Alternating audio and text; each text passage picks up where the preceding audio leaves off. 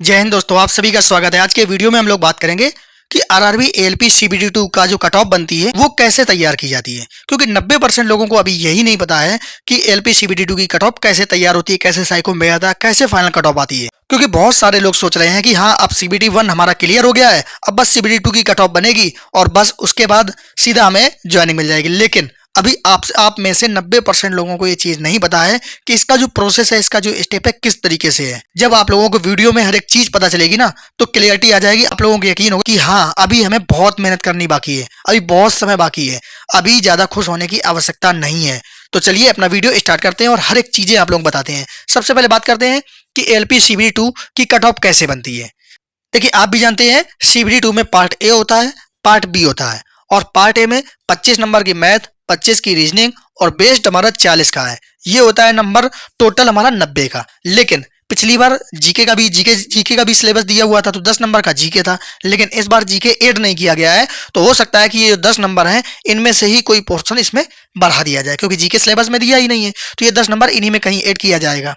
उसके बाद हम लोग बात करते हैं, ये जो हमारा पार्ट बी है, पार्ट बी 75 का होता है, जिसमें आपको पास होने के लिए 27 नंबर चाहिए आप लोगों को क्वालिफाई करने के लिए।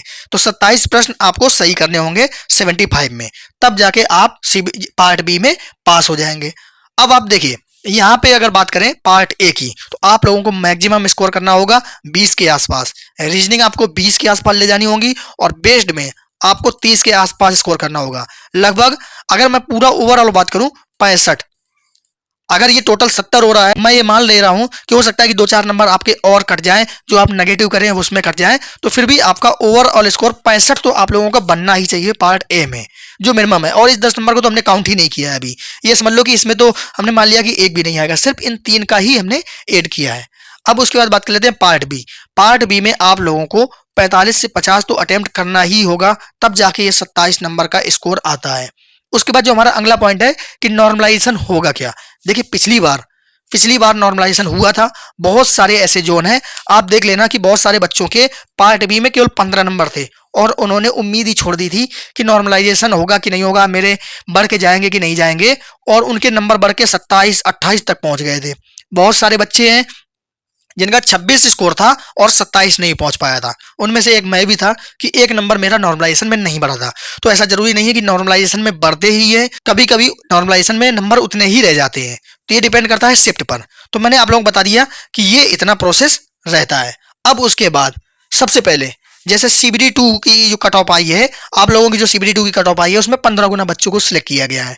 अब जब सीबीडी 2 होगा, तो सीबीडी 2 होने के बाद जो एक कट ऑफ बनेगी, उसमें 8 गुना बच्चों को सिलेक्ट किया जाएगा, जो 8 गुना बच्चे हमारे साइको देंगे। ये 8 गुना जाएंगे बच्चे साइको देने के लिए। अब साइको में भी पास फेल होता है। साइको में जो पास हो जाएगा उसका तो ठीक है, जो फेल हो गया वो तो उसको बाहर कर दिया जाएगा। अब जो साइको में बच्चे पास हुए हैं, इन बच्चों की अब फिर से एक फाइनल कट ऑफ लगेगी, और वो फाइनल कट ऑफ लगेगी आपके ये जो सीबीडी 2 है ना, सीबीडी 2 के अकॉर्डिंग लगेगी। और इसमें भी जो आपका पार्ट ए होता है, तो पार्ट ए का आपका 70% लिया जाएगा, जितना आपने पार्ट ए में स्कोर किया होगा, और उसके साथ जो आपने साइको में स्कोर किया है उसका 30% लिया जाएगा, और फिर बनेगी आपकी फाइनल मेरिट। तो अब समझ लीजिए कि फाइनल कट ऑफ में पार्ट ए जो है उसका 70% लिया जाता है, और अगर आपने यहाँ पे 70 स्कोर किया है तो 70 का 70% यहाँ पे लिया जाएगा।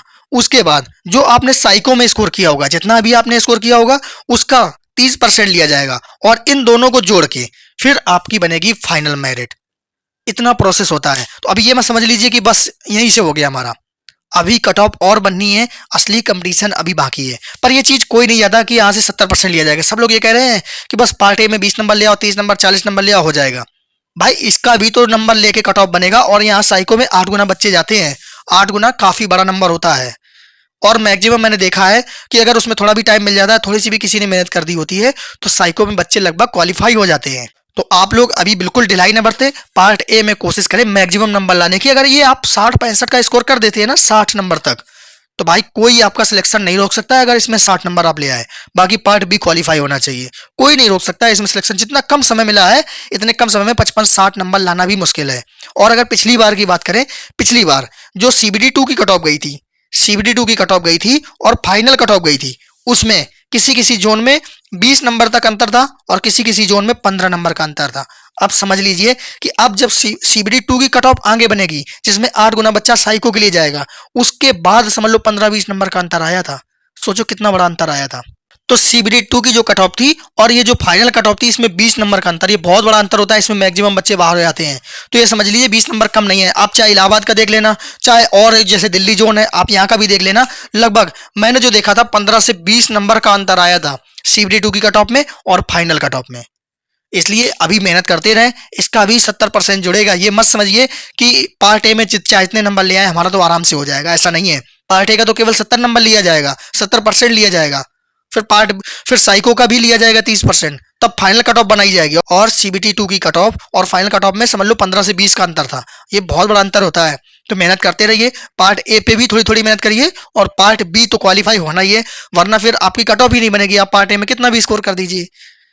तो मेहनत से पढ़ते रहे, यही थोड़े दिन का समय बचा है। और रेलवे ने क्लियर भी कर दिया है कि अब एग्जाम डेट पोस्टपोन नहीं होगी, रेलवे का एग्जाम सही समय पे होगा। और पार्ट बी के लिए मैं बता दूं कि नॉर्मलाइजेशन बिल्कुल होगा, क्योंकि 19 और 20 में एग्जाम होना है। 19 तारीख और 20 तारीख में 2 दिन अगर एग्जाम होगा तो फिर नॉर्मलाइजेशन होगा। और इस पार्ट बी में भी नॉर्मलाइजेशन होता है। मैंने पिछली बार देखा है, मैंने खुद एग्जाम दिया था, इसलिए मुझे पता है कि हाँ पार्ट बी में नॉर्मलाइजेशन होता है। बहुत सारे ऐसे बच्चे थे 15 वाले 27 पहुंच गए थे नॉर्मलाइजेशन होके। तो इसमें नॉर्मलाइजेशन होता है पार्ट बी में भी। 2 दिन एग्जाम होना है तो नॉर्मलाइजेशन इसमें भी होगा, नॉर्मलाइजेशन इसमें भी होगा। उम्मीद है कि सारी चीजें आप लोगों को समझ में आ गई होंगी। आप लोग मेहनत करते रहे, तैयारी अच्छे से करते रहे, जोरों से पढ़ाई करते रहे। अब ज्यादा समय नहीं बचा है, 12-14 दिन का समय बचा है, तो पूरी जान लगा दे, क्योंकि यहीं से आपकी आगे की जर्नी तय होगी साइको के लिए। तो हम लोग मिलते हैं फिर अगले किसी अपडेट के साथ। जय हिंद।